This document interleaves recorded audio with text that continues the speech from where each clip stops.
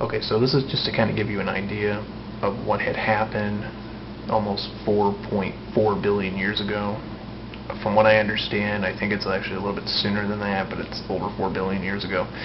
Essentially, it talks about the chaos that happened during the proto-Earth stage, or the first form of the Earth, like when it was still undergoing change.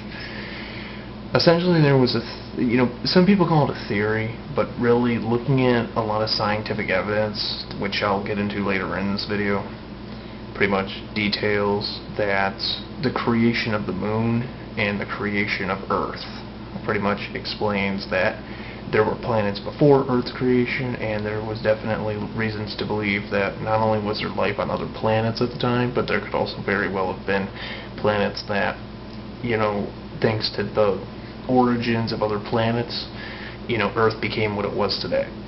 So, allow me to explain. Okay, so about 4 billion years ago, and something million years too, there was I think it was 4.37 billion years ago, or somewhere around there. I'll have to look it up. Apparently there was another planet called Theia, or something like that. I'm trying to think how you'd even pronounce that. It's like Theia. Theia, or something like that. Yeah, Theia.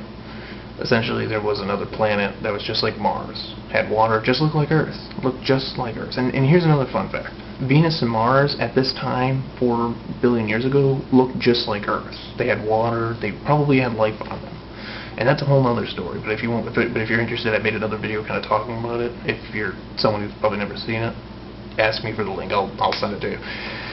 But anyways, so when Earth was being created, there was essentially, it didn't have a moon, like the moon that you see out in space. This planet called Theia was coming somewhere. Theia was coming from another side of the universe, or somewhere. It was some people debate that it was between Mars and Jupiter around that time, and it crash landed into Earth during its proto phase, which essentially is its first phase. Just kind of like stars, for example, or somewhere around there. It's like one of the first stages in the understanding of the planetary cycles or star cycles. So, in other words, when Theia hit Earth, it did something really interesting. It wasn't fully it was a planet, but it was the impact destroyed the planet, as anything else. But what happened was, it hit Earth, all this all this, or these rocks went flying out of something, because of the huge impact. But then as time went on, eventually some stuff was leaking into space. I don't know exactly how thick the Earth's atmosphere was at this point, but essentially what had happened was, it's like the Earth's gravity was pulling it back down, and it was contracting at the same time, pulling away from it.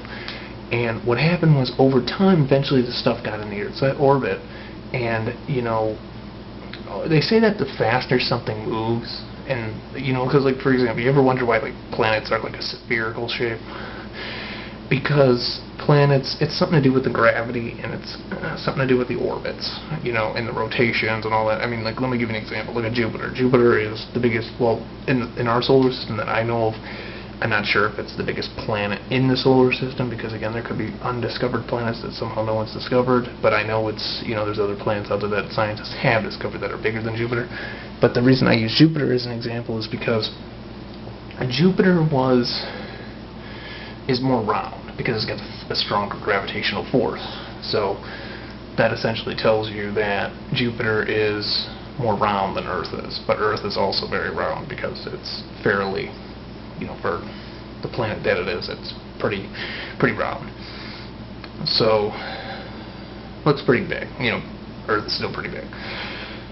But so Theia, the remains of Theia, whether you believe the moon landings were real or not, there is enough evidence to believe that the rocks that came from the moon are made from the same core as the Earth. Now, I'm going to try the best I can to explain this, and this is very easy to understand. That this is going to sound a little bit confusing. You might have to sit here and you might have to draw this in your head a little bit. But essentially, the Earth, to make a long story short, the moon's core is made of the same core as the Earth, or at least a lot of material of it. And before, there was no moon in space. So therefore, how could this... So, some people would often say that, well, if Theia, and I'm playing too much Fire Emblem, I'm sorry.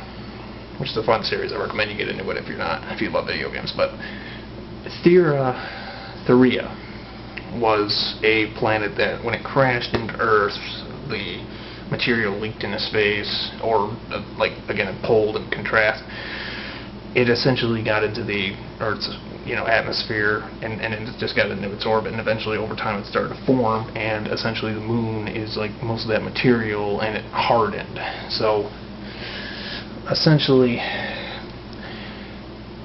it became a whole nother material, but that material came from Earth's core. But before the moon came into the orbit of the Earth, it crash landed into the Earth. And if you think about it, there's no other possibility other than some type of collision. So that's one major piece of evidence that Theia really crash landed in Earth, or something like that. Another way you can look at it is that the moon is moving farther away than the Earth. Think of it like this. In cosmology, as well as astronomy, aside from just studying planets and their gravitational forces and orbits, what have you, scientists will tell you that once an object collides with something, like, if you threw two stones at each other, they'd probably bounce off each other. But in space, what's really interesting is everything's going at some ridiculous speed. Albert Einstein's theory of relativity states that everything's moving constantly. We know for a fact that stars move. We know that planet galaxies move. You could say everything's moving. Maybe even the universe. But that's a whole nother story, though. But it's to get you thinking, though. Okay, so the moon moves really fast. So you got the sun moves, the Earth orbits around the sun, and then the moon orbits around the Earth. Or the Earth orbits around the moon, or orbits around the sun, and the moon orbits around the Earth. If I haven't said that, I meant. But anyways, the moon is moving in an interesting orbit. So while it's moving with the Earth, it's also moving faster, like it's moving in a different direction. So it's kind of like this, sort of, or counterclockwise, clockwise, I don't remember. It's moving away from the Earth, but the angle it's going on, though, it was because it collided with the Earth. It came, and then it's still pushing away faster. It's pulling away. No one knows where it's going, but one day it will break the Earth's orbit, and wherever it gets flung off to, you won't see it again anytime soon. At least not here, anyways. But that's another piece of evidence. The collision, because the angle that it's accelerating on. If it really didn't collide with something, the moon in this case, then if you think about it, then it would be just stationary, and it wouldn't be moving farther away than the Earth could pull it into its orbit. So if you think about it, the cores are very identical. The orbital pattern of the moon is essentially was caused by some sort of collision, therefore Theia. And if there's enough evidence to believe that Theia looked just like Earth, then we could probably say that there was probably life on other planets. And it just seems really interesting that Venus and Mars could have very well looked like Earth, but for their own individual reasons, why they became what they did. They essentially were planets that don't look like they are now. There's even other theories that people have stated, even though this sounds like a conspiracy theory, that maybe at one point in the past the human race came from Mars or Venus because maybe they needed to move away from those planets. Now, I know that might sound ridiculous, but it seems like, if you think about it, the past, when you talk about cosmology and the universe, and obviously all the infinite mysteries the universe has, it really makes you wonder, what happened in the past of the universe into the future? I always think the past is more interesting to talk about in this case, because you think about all these things that happen, all these different planets, all these, they're there, waiting to be discovered. But why? What happened to them?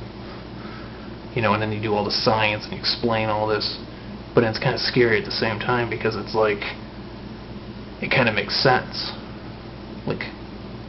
Venus could have had life on it. Venus looked like Earth because it's called Earth's sister, and if it wasn't for the sulfuric dioxide, or is it sulfuric acid, that essentially rose its temperature so high and all the water evaporated past the boiling point. Just to kind of give you an idea.